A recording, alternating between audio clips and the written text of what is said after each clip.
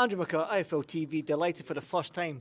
Josh Padley, the first time I've met you, the first time I saw you fight live, and you got the stoppage. How happy are you? Yeah, good performance. Obviously coming off that loss, that's the performance that I needed to do there tonight. In front of my home crowd, really. You know, I saw the load of tickets out there. I don't know if you heard crowd, it were mega. So that's exactly what the performance I needed to prove that, obviously, like I say, Matchroom made the right decision signing me. Well, Jamie Ward at the press conference said, can we get a prediction? And you predicted a stoppage win. Now, when that, it was two knockdowns in the fifth round, when you got that stoppage, how elated were you? Yeah, well, that's what, obviously, we were going to break him down at a 10-round fight. That's what the whole plan was. Like I say, ease into it and then work his body, exactly what we did. And we've got the result that we practiced and come up with a team, and we got it, so super happy with that. You've been on some mad roller coaster ride. I mean, I followed your journey from Mark Chamberlain getting that win and then going out to Saudi with Shakur Stevenson and putting in a great performance against an elite level pound for pound guy like Shakur Stevenson. How have you found all this? How have you coped with all this level of fame? I mean, you're just one of the lads, and that's what it feels like to me looking on the outside in. Yeah, it's part of my job now, isn't it? You know, I've obviously packed the tools in, and boxing is my job, and obviously part of boxing is the media and interviews and obviously the bit of the fame, so I'm just soaking it up and enjoying it all. I've worked hard to get to this position, and now I'm here, so I'm enjoying it. Before the Mark Chamberlain fight, you're fighting on these small hall shows, but did you ever, I know every fighter dreams, and it's a dream, but did you ever feel like that it was going to come? Did you ever get that thing about my time is coming, I just need to wait? Yeah, I knew that I was good enough from doing the rounds in the gym, sparring all the guys, and obviously I was sparring all the guys that were full time, and I was still working. There were times where I was coming out on my dinner break and going and sparring world class guys, and then going back to work, and I was doing well and holding my own. So I knew that when my time come, then I'd be good enough to do it. It was just about getting that opportunity, and obviously Mark Chamberlain with my opportunity, I grabbed that with both hands, and like I said, the rest is history, and we've just kept rolling with it. What is next for you? I mean, great stoppage win, Simon Matchroom, the crowd was going nuts out there for you. I mean, you've been on a roller coaster ride these last, 8 months, whatever it may be. What is next for you? A little holiday first. Anyone nice? Yeah, I don't know yet. Me and the missus are going to go away. Like I say, the Monday back from the Shakur fight, we've been straight back into camp, so we've not had really no time to enjoy it.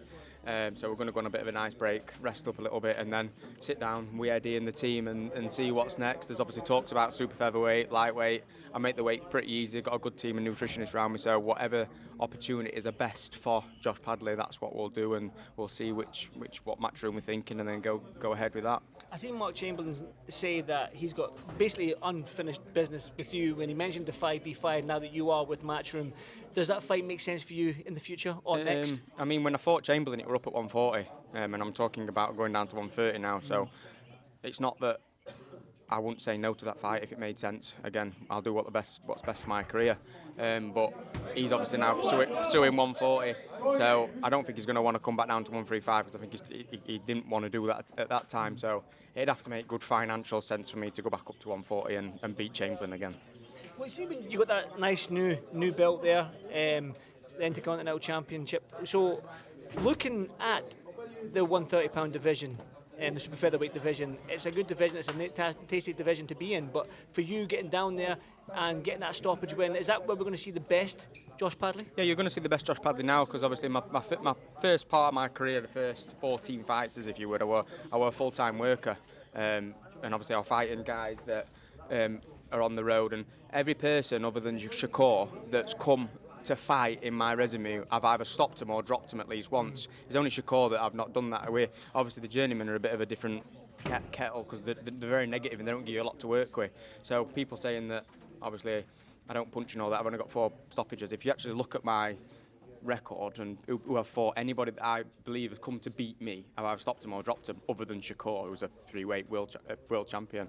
So you're going to see the best of me now. Obviously I'm full-time, I've got the Matchroom backing me, and obviously I'm in the position where I can put everything into boxing, so I'm looking forward to this next part of my career, as you would.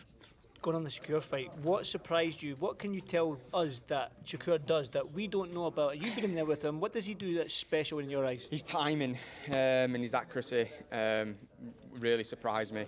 And there were a few times where I think he'd be like jabbing me, I'm thinking I'm ready to counter this jab, and then he'd shoot a super sharp shot that I didn't have a chance of countering. Like you say, he's Olympian. I think I had 31 amateur fights, you know what I mean? And obviously getting in there, we Olympic, I think silver medalist, obviously the big level difference in that.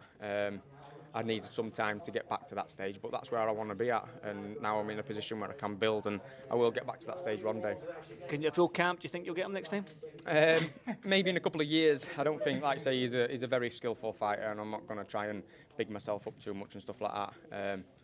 I'm on my journey now to get back to that stage, so I'll enjoy the journey getting back up there. Obviously, he's going to go on and unify and all that sort of stuff, but one day, yeah. Definitely. Josh, I've got an amateur gym back home in Scotland. I've got a lot of fighters as well, a couple of pro fighters as well that are starting off, and they work full time, and they're trying to juggle the full time lifestyle as a worker, working 9 to 5 and coming to the gym and then getting a fight. What advice, not just from my gym, my amateurs and my pros, but what advice do you have to any fighter that's out there working a 9 to 5 to feed their family, but also trying to carve out a career for themselves in the boxing world as a professional? Just discipline, discipline, discipline. You know, I always told myself if I'm true to the sport, eventually it'll pay me back.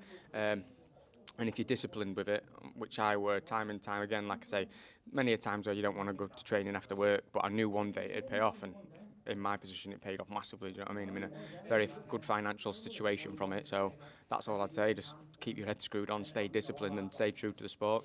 Definitely. Josh, I'm going to show this to the guys at the gym. Thank you so much, and I'll catch you in the next one. Thank you, mate. Champ. Appreciate it.